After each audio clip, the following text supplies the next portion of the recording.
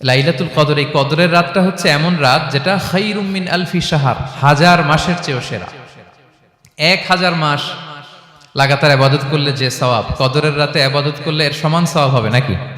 সমান হবে না। আল্লাহ তাআলা বলেছেন খায়রুম মিন আলফি শাহর, না, এর চেয়েও শ্রেষ্ঠ, এর চাইতেও বেশি।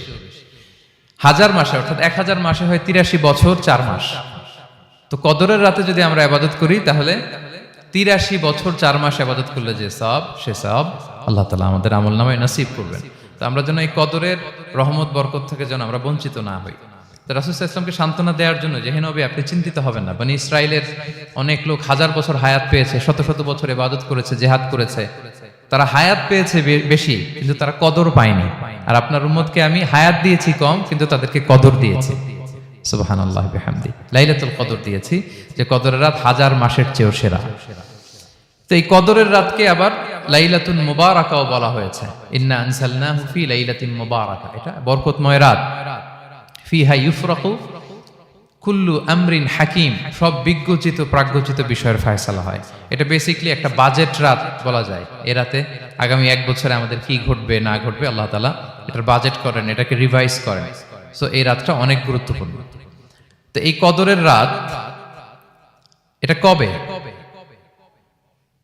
এটা স্পেসিফিক ছিল, মানে সুনির্দিষ্ট ছিল। রাসূল সাল্লাল্লাহু আলাইহি ওয়াসাল্লাম আমাদেরকে জানাতে চেয়েছিলেন কবে, কিন্তু রাসূল সাল্লাল্লাহু আলাইহি ওয়াসাল্লাম জানাতে পারেননি। সহিহ বুখারীতে এসেছে যে রাসূল সাল্লাল্লাহু আলাইহি ওয়াসাল্লাম খারাজান নবী সাল্লাল্লাহু আলাইহি ওয়াসাল্লাম লিয়ুখবিরানা বিলাইলাতিল কদর। উবাদা ইবনে সামিত রাদিয়াল্লাহু তাআলা আনহু বলেন, রাসূল সাল্লাল্লাহু আলাইহি ওয়াসাল্লাম আমাদেরকে জানাতে বের হয়েছিলেন যে কবে কদরের রাতটা। ফাতালাহা রাজুলান মিনাল মুসলিমিন, হঠাৎ মুসলমানদের মধ্য থেকে দুইজন ঝগড়া লাগলো, তর্ক লাগলো আর কি। রাসূল সাল্লাল্লাহু আলাইহি ওয়াসাল্লাম হঠাৎ করে ওই ঝগড়ার দিকে খেয়াল করলেন, ওইদিকে খেয়াল করে ওই তারিখটার কথা তিনি ভুলে গেলেন। ফারুফিআত, রাসূল সাল্লাল্লাহু আলাইহি ওয়াসাল্লাম বললেন আমার হৃদয় থেকে, অন্তঃকরণ থেকে এটাকে উঠিয়ে নেওয়া হলো।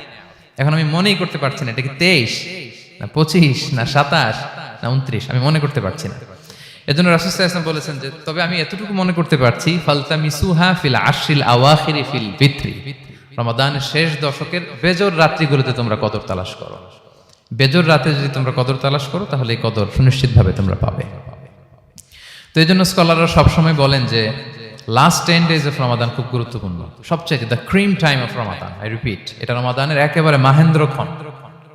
এই 10 দিনের যে কোনো 10 রাতের যে কোনো রাত কদর হয়ে যেতে পারে, বিশেষ করে অড নাইটস গুলো 21, 23, 25, 27 এবং 29, যে কোনো দিন হয়ে যেতে পারে কদর।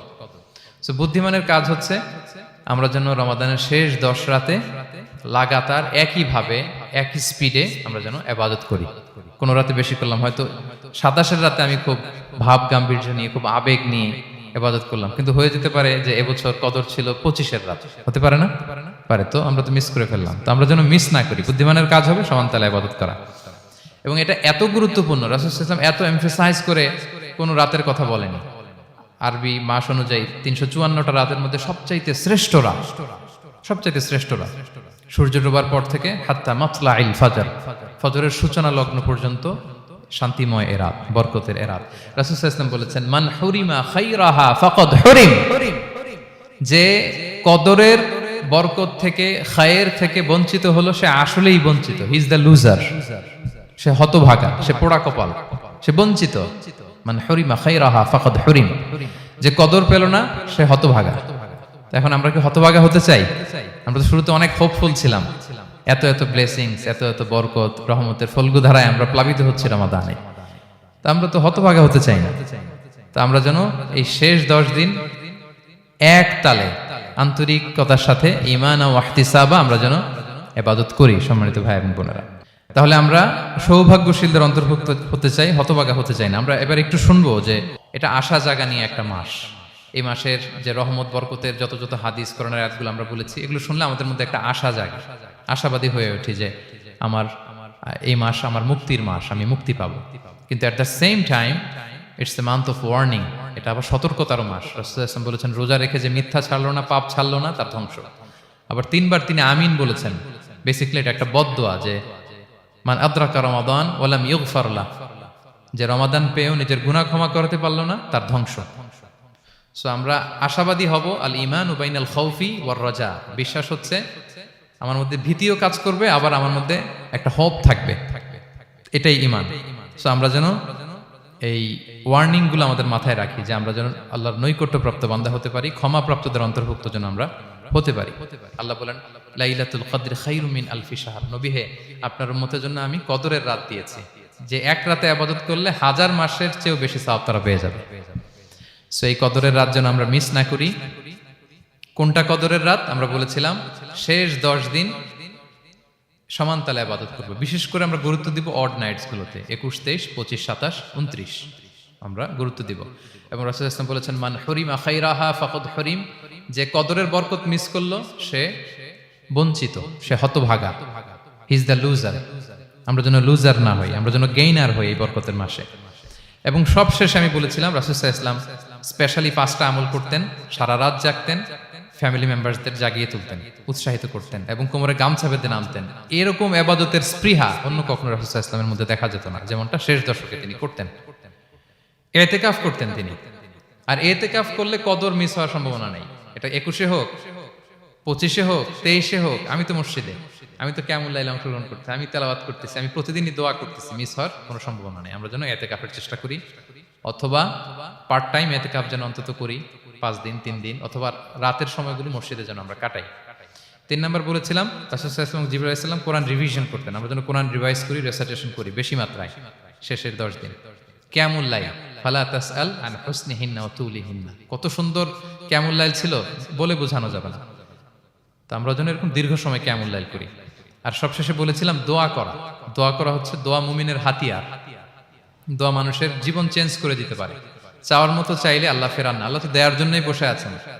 আমরা যেন কায়মনো বাক্যে আল্লাহ তাআলার কাছে চাই, অশ্রুসিক্ত নয়নে যেন আমরা চাই। অনুতপ্ত বান্দার চোখের পানির ফোঁটা আল্লাহর কাছে খুব প্রিয়।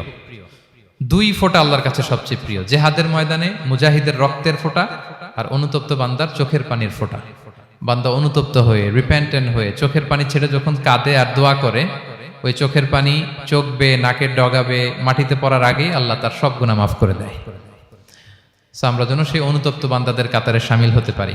রাসূল সাল্লাল্লাহু আলাইহি ওয়াসাল্লাম যেভাবে কিয়ামুল লাইল করতে আমাদেরকে উৎসাহিত করেছেন, আমরা যেন সেভাবে কিয়ামুল লাইল করতে পারি।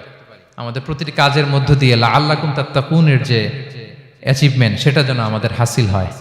এবং এই রমাদানকে যেন আমরা আমাদের জীবনের সর্বশেষ রমাদান মনে করি। আমাদের চিফ ইমাম অফ সেন্ট্রাল মস্ক ইমাম রমাদান সুবকি নামাজের আগে একটা সুন্দর কথা বলেন যে perform this Salah as if this is your last and final prayer. এমন ভাবে নামাজে দাঁড়াও মনে করো এটাই হতে পারে জীবনের শেষ নামাজ। রাসূল সাল্লাল্লাহু আলাইহি ওয়াসাল্লাম এটাই বলেছেন। সো আমরা বিগত বছরগুলোতে আমাদের অনেক প্রিয়জনদের হারিয়েছি এই কোভিডের কারণে। এবছর আল্লাহর মেহেরবানি বাংলাদেশ আইএম কমিউনিটির এই চমৎকার, আমাদের সম্মানিত শিক্ষক মণ্ডলীদের প্রচেষ্টা, ছাত্র ভাইদের প্রচেষ্টায় এই চমৎকার জান্নাতি পরিবেশে ইফতারের আগে আমরা একত্রিত হয়েছি।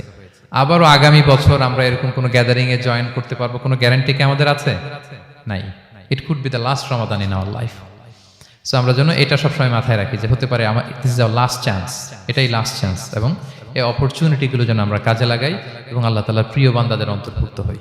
আল্লাহ তাআলা আমাদের সবাইকে এই কথাগুলো বোঝার ও আমল করার তৌফিক দান করুক। হাদা মা ইনদি ওয়াল ইলমু ইনদাল্লাহ আলাইহি তাওয়াক্কালতু ওয়া ইলাইহি উনীব।